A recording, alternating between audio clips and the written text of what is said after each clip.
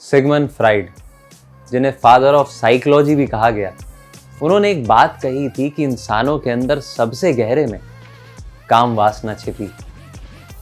मतलब वो सीधा सीधा ये कह रहे हैं कि आप जो भी बातें करते हैं कि मुझे बड़ा घर चाहिए, बड़ी गाड़ी चाहिए, बड़ा बिजनेसमैन बनना है, दरअसल आप इसलिए बनना चाहते हैं ताकि उसके जरिए लड़की पटा सके। तो फ्राइड के सामने एक लड़का बैठा था, वो खड़ा हो जाता, कहता सर देखिए आई डिसएग्री विथ यू, मुझे क्रिकेटर बनना है, I want to be a cricketer like Sachin Tendulkar, क्योंकि सर मतलब पैशन है मेरा, लड़की थोड़ी पटानी सर। तो फ्राइड कहते बेटे सुन मेरी बात, तू झूठ बोल रहा है, तो सचिन जैसा क्रिकेटर इसलिए नहीं बनना है क्योंकि क्रिकेट पैशन है तेरा, तू सचिन इसलिए बनना चाहता है ताकि अपने पसंद की लड़की को तेंदुलकर बना सके।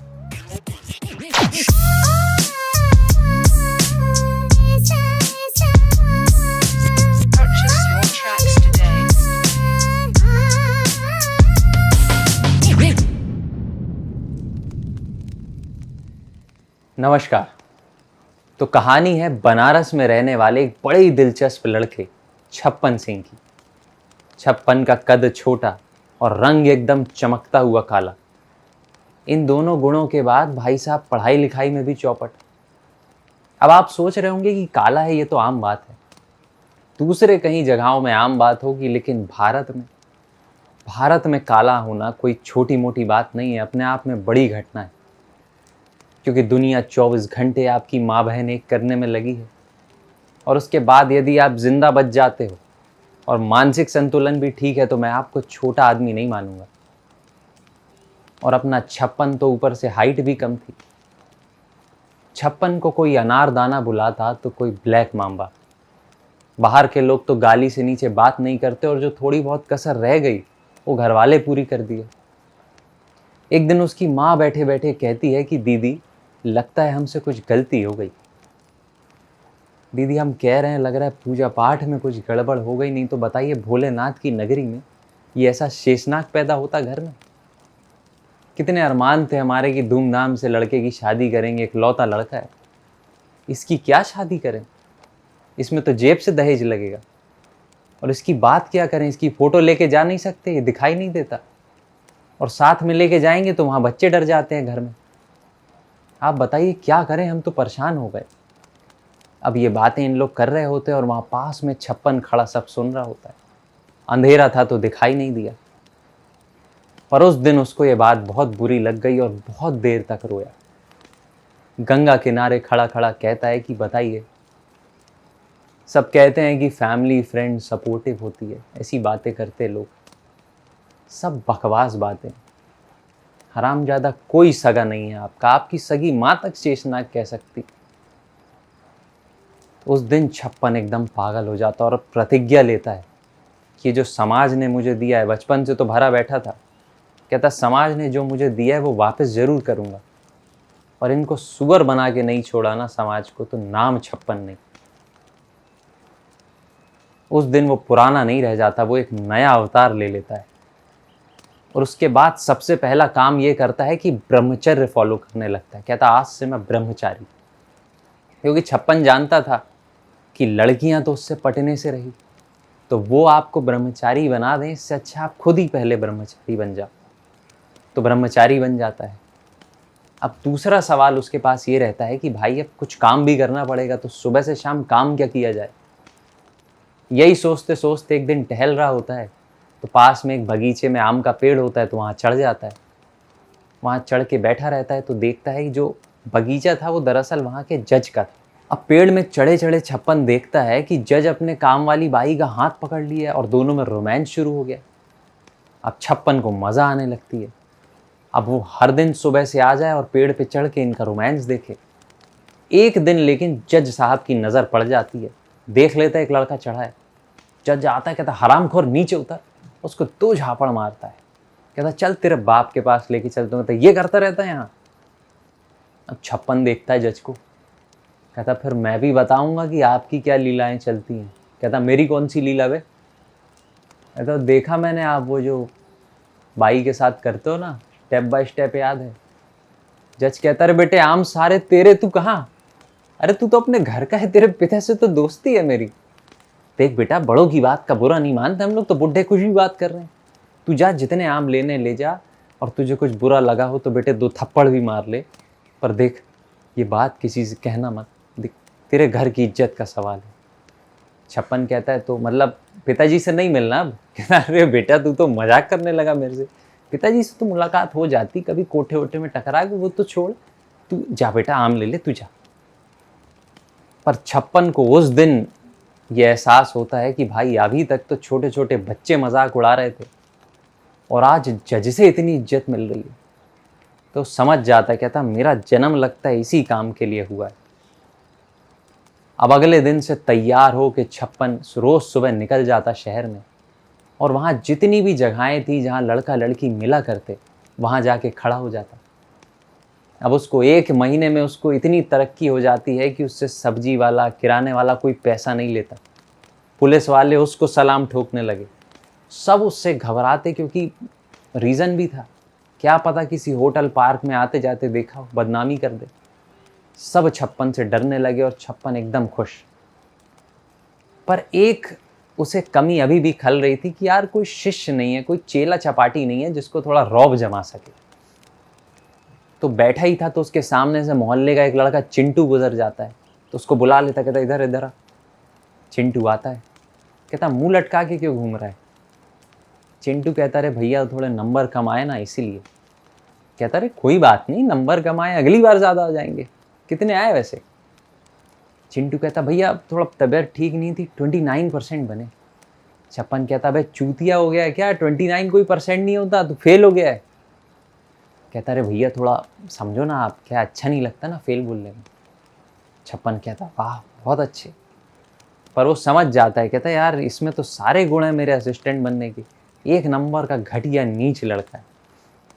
तो उसको तुरंत एक माला डाल देता, कहता आज से तू मेरा शिष्य है, तेरे नंबर सब बढ़वा दूंगा, लेकिन मेरे को गुरु मानना पड़ेगा, और जो बात बोलूँगा वो माननी पड़ेगी। चिंटू हामी भर देता है, चिंटू के पास तो कुछ था नहीं। पहला नियम बताता है, देख चिंटू, पहला नियम ये है कि तुझे ब्रह्मचर्य फॉलो करना पड़ेगा। लड़की से बातचीत नहीं, मिलना जुलना नहीं, और 6 फीट दूर से निकलना। चिंटू पहले तो जोश जोश में हाँ बोल देता है, लेकिन फिर पूछता है कि भैया कब तक करना पड़ेगा? तो कहते कब तक क्या, हमेशा करना पड़ेगा, तेरा पूरा फोकस खराब हो चुका है, 2 कौड़ी का फोकस हो गया है तेरा फोकस सही करना पड़ेगा, इसके लिए ब्रह्मचर्य ज़रूरी है। चिंटू कहता पर भैया मतलब कब तक करना पड़ेगा, थोड़ा आप बता दें। कहते हैं तेरे को हमेशा करना है, तेरे में मैं स्वामी विवेकानंद देखता हूँ। अब चिंटू घबरा जाता है, कहता है यार भैया ऐसा मत करो, मैं तो जिंदा इसलिए हूँ इस उम्मीद में कि कभी भविष्य में शादी होगी तो लड़की मिलेगी, आप मुझे तो ऐसा कर रहे हो। छप्पन कहता है ठीक है चल शादी तक, लेकिन तू ब्रह्मचारी। चिंटू मान जाता है। अब दोनों की जुगलबंदी बढ़िया चलने लगती है। पूरे दिन चिंटू और छप्पन बैठ के कहीं इल्यूमिनेटी, कहीं मल्टीवर्स की बातें करने लगे। धीरे धीरे चिंटू के नंबर अच्छे आने लगते हैं, 1-2 साल में नौकरी लग जाती है, और उसके बाद वो फाइनली वो दिन आ जाता है जिसका चिंटू को बचपन से इंतजार था। चिंटू की शादी तय हो जाती है। लड्डू लेके आता है छप्पन के पास, छप्पन भी बिना मन के, क्योंकि उसको तो अच्छा लग नहीं रहा था, उसके जीवन में तो लड़की नहीं थी, पर जैसे तैसे खुश हो के नकली नकली उसको आशीर्वाद देता है कि हाँ हाँ जा। अब चिंटू की शादी बड़ी धूमधाम से हो जाती है, पर शादी के ठीक 1 महीने बाद चिंटू वापस आता है छप्पन के पास। घबराया हुआ आता है, कहता भैया वो मेरी पत्नी मायके चली गई है, वापस नहीं आई है अभी तक। छप्पन कहता अबे मायके ही तो गई है ना, उसका घर है, आ जाएगी। अरे भैया तीसरे दिन चली गई शादी के। तीसरे दिन कौन जाता है भैया, नई नई शादी में चली गई तो बाद में कैसे रहेगी?